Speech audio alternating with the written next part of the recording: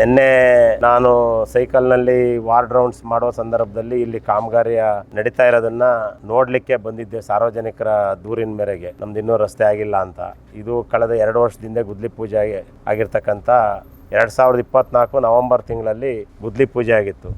ಇದು ಚಿಕ್ಕಮಗಳೂರು ರಾಂಪುರ ಸರ್ಕಲ್ಲಿಂದ ಆದಿಶಕ್ತಿ ನಗರ ಮತ್ತು ಏನು KR ಪೇಟೆ ಮಳ್ಳೂರು ರಸ್ತೆವರೆಗೂ ಒಟ್ಟು 3.5 ಕಿಲೋಮೀಟ್ರು ಅಂದಾಜು 800 ಲಕ್ಷ ರೂಪಾಯಿ ವೆಚ್ಚದಲ್ಲಿ ಆಗಿತ್ತು. ಇದಕ್ಕೆ ಕೆಲವು ಮೊದಲು ತಾಂತ್ರಿಕ ಕಾರಣಗಳನ್ನು ಒಡ್ಡಿದ್ರು, ನಾವು ಸುಮ್ಮನಾದ್ವಿ. ಆ ನಂತರ ತುಂಬ ಜನ ಆಟೋ ಸ್ಟ್ಯಾಂಡ್ನವರು, ಆಟೋದವರು ಎಲ್ಲರೂ ನನ್ನ ಮೇಲೆ ಭಾಳ ಮೊನ್ನೆ ಅಂತೂ ಭಾಳ ಉಗ್ರವಾಗಿ ನಮ್ಮನ್ನು ಅಡ್ಡಾಕಿದ್ರು. ಆಗ ನಾನಿಲ್ಲಿ ಬಂದಂಥ ಸಂದರ್ಭದಲ್ಲಿ ನಾನು ಅವ್ರಿಗೆ ಸೂಚನೆ ಕೊಟ್ಟಿದ್ದೆ ಅಧಿಕಾರಿಗಳಿಗೆ, ಮೊದಲು ರಾಂಪುರದಿಂದ ಪ್ರಾರಂಭ ಮಾಡಿಸಿ ಅಂತ.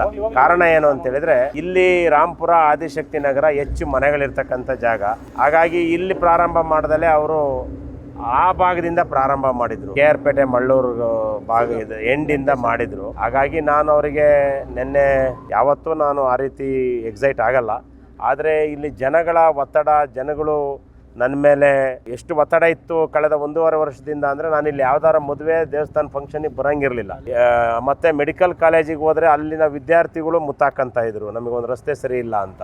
ಇಲ್ಲಿ ನಾವು ಶ್ರೀನಿವಾಸ ನಗರದಲ್ಲಿ ಚಿಂತಾಮಣಿ ದೇವಸ್ಥಾನಕ್ಕೆ ಈ ಬಡಾವಣೆಯಲ್ಲಿ ಯಾವ್ದಾರ ಮದುವೆ ಮುಂಜಿ ದೇವಸ್ಥಾನಕ್ಕೆ ಬಂದರೆ, ಆದಿಶಕ್ತಿ ನಗರದಲ್ಲಿ ಯಾವ್ದಾರ ಒಂದು ಶುಭ ಕಾರ್ಯಗಳಿಗೆ ಬಂದರೆ ಪಕ್ಷಾತೀತವಾಗಿ ಕೇಳ್ತಾ ಇದ್ರು. ಅದರಲ್ಲೇನಿಲ್ಲ, ಪಕ್ಷಾತೀತವಾಗಿ ನಾವು ಪಕ್ಷಾತೀತವಾಗಿ ಕೆಲಸ ಮಾಡ್ತಾಯಿದ್ದೀವಿ. ಹಾಗಾಗಿ ನಾನು ಅವ್ರಿಗೆ ನಿನ್ನೆ ಒಂದಷ್ಟು ಗಟ್ಟಿಯಾಗಿ ಮಾತನಾಡಿದ ಫಲ ಇವತ್ತು ಈ ರಾಂಪುರದಿಂದ ಪ್ರಾರಂಭ ಮಾಡಿದ್ದಾರೆ.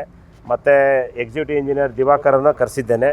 ಅವರ ಸಮ್ಮುಖದಲ್ಲಿ ಗುಣಮಟ್ಟದ ಕೆಲಸವನ್ನು ಮಾಡಬೇಕು ಅಂತ ಮಾಡ್ತಾಯಿದ್ದಾರೆ. ನನಗೆ ಬೇಕಾಗಿರೋದು ಗುತ್ತಿಗೆದಾರರು ಯಾರು ಅಂತಲ್ಲ, ನನಗೆ ಬೇಕಾಗಿರೋದೇನು ಅಂತಂದರೆ ನನ್ನ ಕ್ಷೇತ್ರದ ಜನರಿಗೆ ನಮ್ಮ ಸರ್ಕಾರ ಕೊಟ್ಟಿರ್ತಕ್ಕಂಥ ಹಣದಲ್ಲಿ ಸದುಪಯೋಗವಾಗಿ ಗುಣಮಟ್ಟದ ರಸ್ತೆ ಆಗಬೇಕು ಅನ್ನೋದು ಅಷ್ಟೇ ನನ್ನ ಒತ್ತಾಸೆ. ನಮ್ಮ ಜನಕ್ಕೆ ಅನುಕೂಲ ಆಗಬೇಕು. ಇದು ಒಬ್ಬ ಚುನಾಯಿತ ಪ್ರತಿನಿಧಿ ಕೆಲಸ.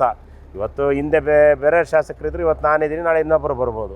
ಎಲ್ಲರದು ಒಂದೇ ಕೆಲಸ. ಇದು ಹಿಂದಿನ ಸರ್ಕಾರದಲ್ಲಿ ಮಂಜೂರಾದ್ರೂ ನಾನು ಗೆದ್ದ ತಕ್ಷಣ ಇದಕ್ಕೆ ಲೆಟ್ರ್ ಕೊಟ್ಟು ಕಾಮಗಾರಿನ ಮಂಜೂರು ಮಾಡಿಸಿ ವರ್ಕ್ ಆರ್ಡರ್ ಕೊಡಿಸಿ ಕೆಲಸ ಮಾಡಿಸಿದ್ವಿ. ಜನಕ್ಕೆ ಇಷ್ಟೆಲ್ಲ ಮಾಡಿದ್ರೂ ಸೂಕ್ತ ಸಮಯದಲ್ಲಿ ಕೆಲಸ ಆಗಲಿಲ್ವಲ್ಲ ಅನ್ನೋ ಒಂದು ಜನರ ಆಕ್ರೋಶಕ್ಕೆ ನಾನು ಒಂದಷ್ಟು ಗಟ್ಟಿಯಾಗಿ ಮಾತನಾಡಿದ್ದೇನೆ ಅಂತ ಹೇಳ್ತಾ, ಈ ಕಾಮಗಾರಿ ಈಗ ಚೆನ್ನಾಗಿ ಮಾಡ್ತಾ ಇದ್ದಾರೆ. ಇದು ಸಂಪೂರ್ಣ ಕಾಮಗಾರಿನ ಆದಷ್ಟು ಬೇಗ ಮುಗಿಸಿ ಇಲ್ಲಿನ ಜನಕ್ಕೆ ಆ ರಸ್ತೆನ ಲೋಕಾರ್ಪಣೆ ಮಾಡಬೇಕು ಅಂತೇಳಿ ಈ ಸಂದರ್ಭದಲ್ಲಿ ಹೇಳಲಿಕ್ಕೆ ಬಯಸ್ತೇನೆ.